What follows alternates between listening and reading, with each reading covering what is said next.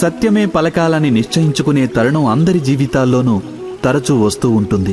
అయితే సత్యం మాత్రం నోటి నుంచి బహిర్గతం కాదు. ఏదో భయం మనసుని ఆవహిస్తుంది. ఏదైనా సంఘటన లేదా అనుభవం గురించి మాట్లాడడం, లేదా మరి స్వయంగా చేసిన తప్పిదాన్ని గురించి ఇతరులకు చెప్పుకోవడం.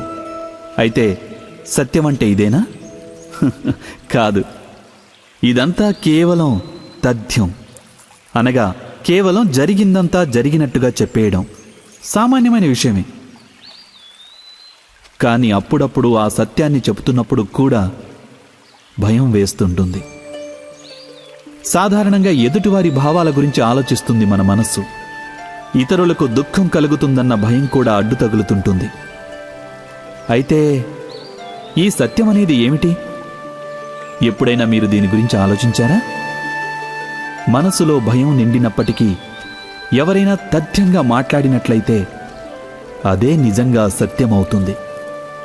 వాస్తవానికి సత్యమంటే ఏమిటంటే భయరాహిత్యానికి ఇంకో పేరు. ఇక భయాన్ని త్యజించేందుకు సమయం అడ్డురాదు. ఎందుకంటే భయరాహిత్యం ఆత్మకు స్వతసిద్ధ స్వభావం. అనగా జీవితంలోని ప్రతి క్షణము సత్యం పలికే క్షణమే కాదంటారా?